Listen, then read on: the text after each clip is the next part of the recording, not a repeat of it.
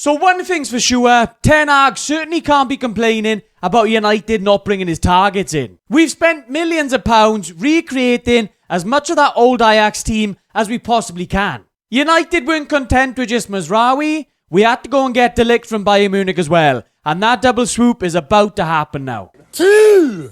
Is one not enough? Bayern fans were suitably unhappy, particularly with losing out on Ligt. We know that United wanted Brandthwaite, but getting Ligt and Mazraoui for around about the same price now represents another solid bit of business from Ineos. But what exactly can Ligt bring to United next season? I'm going to detail all of it in the video, guys. As always, drop a like if you enjoy, subscribe if you're new around here, and let's get into it. Go, let's go, let's go, let's go! Starting with his strengths, and we've known ever since he captained Ajax very early on, Ligt has always been a leader in the defence and in the dressing room. He's just turned 25, so he should be hitting his prime years at United now. Exciting!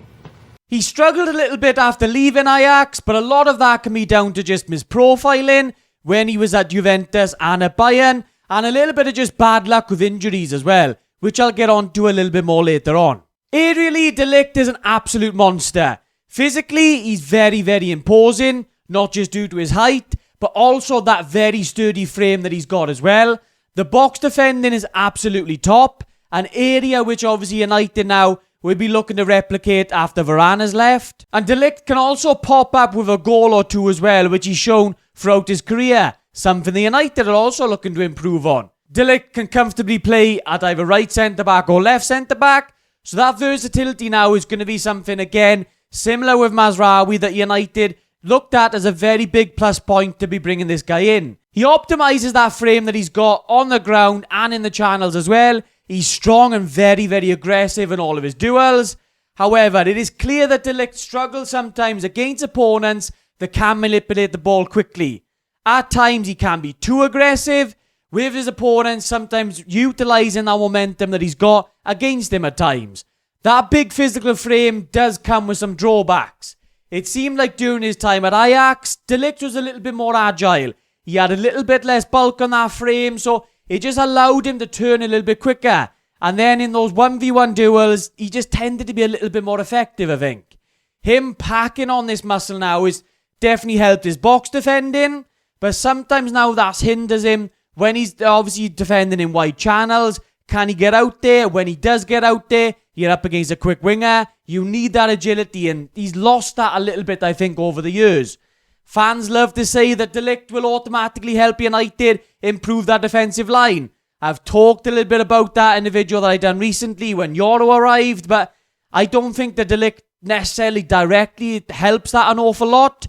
I do think that he's slightly more mobile than Maguire, but is it enough to really help United? I'm not quite so sure. But as I've said in that previous video, it doesn't mean you shouldn't play at a high defensive line anyway. You've got to take those risks sometimes. With the ball, obviously this is where people can get a bit divided on Ligt. Some people absolutely rave about his passing stats, and in particular his progressive passing. Others say that he really actually breaks the lines and the stats don't tell the full story. I'm somewhere in between, I think, on those camps, because I do think that Ligt is very calm and composed on the ball. I think he has the ability to use both feet, so it does make him harder to press. He shows a decent passing ability with a good switch of play. He's got that in his locker. But he resorts to safer passing options more often than not. Whether that's necessarily a bad thing, not necessarily. But obviously with Martinez next to him, he's a very progressive passer. So Ligt playing the safe option might not be awful. But we're going to have to just wait and see whether obviously that translates to United obviously trying to build out from the back effectively when Ligt is playing. His lack of mobility can get him caught on the ball, can sometimes get that ball stuck under his feet sometimes. It's going to be interesting to see if opposition teams use him as that sort of pressing trigger in the Premier League next season. With the ball, I'd say Ligt is good. But I do think there are room for improvements in there. Whether he will do that now at the age of 25, we're going to have to wait and see. Maybe a lot of it is obviously due to not having a regular run in some of the teams he's played in. Because this is going to be my last point. Same as Mazraoui, Ligt has had his injury troubles throughout the course of his career, particularly after he left Ajax. There's nothing major in here, but there's definitely some small niggles that have stunted the momentum, meaning sometimes he left obviously battling for his place back in the team and back as a regular starter at times. Again, it's just a risk for United with those injury troubles that we had last season. Can a partnership of Martinez and De Ligt reliably play sort of 20, 30 plus games throughout the course of the season for United? I'm not quite so sure. He's still only 25, but United now are just going to be hoping that those small niggles don't turn into anything more serious down the line. Because if they do, then obviously you're giving him a 5-year contract or whatever is going to be a massive risk. I said the same with Mazraoui. With De Ligt, it's the same thing. So you can see with United, the injury curse has already struck. You've seen Euro. He had a very good injury record before he joined United. Out for a few months already. We just got to hope that that injury record just turns around this season. Overall, for the money, I think it represents a very, very good bit of business. I do think United did need another centre-back. With Euro's injury, with United looking to move Lindelof on now, I think it's a very, very good bit of business and it's very important to get this done before that game on Friday.